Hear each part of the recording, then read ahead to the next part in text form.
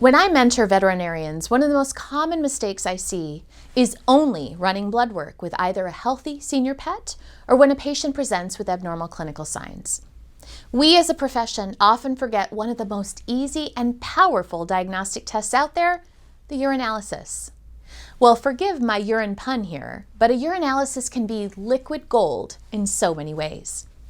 I've partnered with Royal Canin to give you 5 findings we need to pay attention to when we are looking over the results of a urinalysis. First, concentration. Using our refractometer, we can very easily get an overall assessment of how the renal tubules and collecting ducts are functioning. We take this number and correlate it to the hydration status of our patient. And we see indications of dehydration if the concentration is too high, or some types of metabolic or primary renal disease if the number is too low.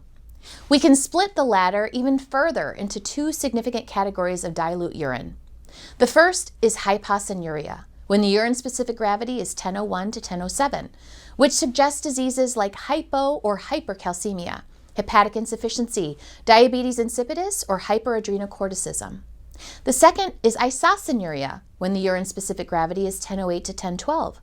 While it can be normal for a hydrated patient, it can also suggest renal failure when correlated with blood work changes. Number 2, loss of protein. I know this can be a more challenging one to assess with different variables that can affect it.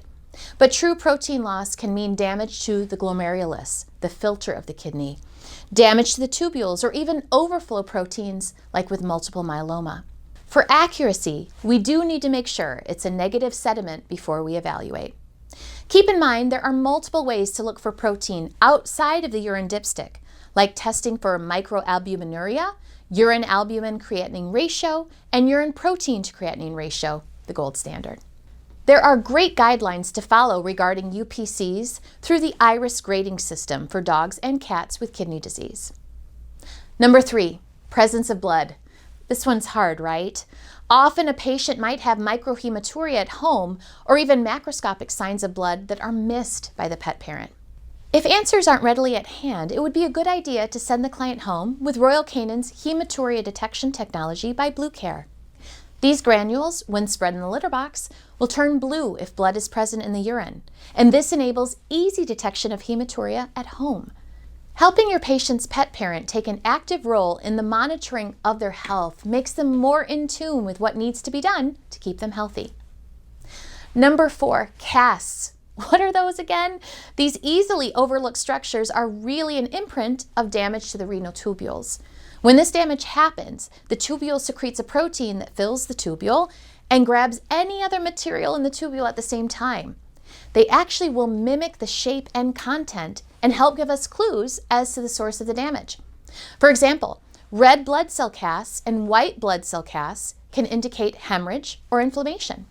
Most casts are shed intermittently, so when they are seen, take note as they indicate damage to the nephron or functional part of the kidney. And 5, crystals.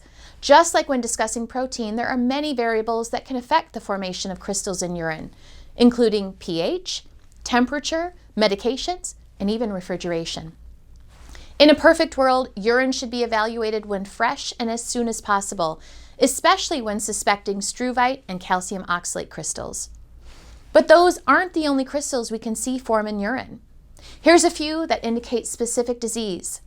Keep an eye out for calcium oxalate monohydrate crystals, which are associated with ethylene glycol toxicity, and ammonium biurate crystals, which can indicate decreased liver function, or genetic hyperuricosuriasia, which is what we see in Dalmatians and English Bulldogs. Finally, don't forget the presence of cystine crystals. It's also abnormal and can occur due to defective proximal tubule reabsorption of cystine, which has a genetic basis in some breeds. A urinalysis can provide a significant amount of information for us about our patient. By looking for these 5 indicators in a urinalysis, we can do a better job of catching issues early and giving our clients the right therapeutic diets to combat some of these issues through precise nutrition. Your Royal Canin team has all the guidance you need for recommending solutions for your clients.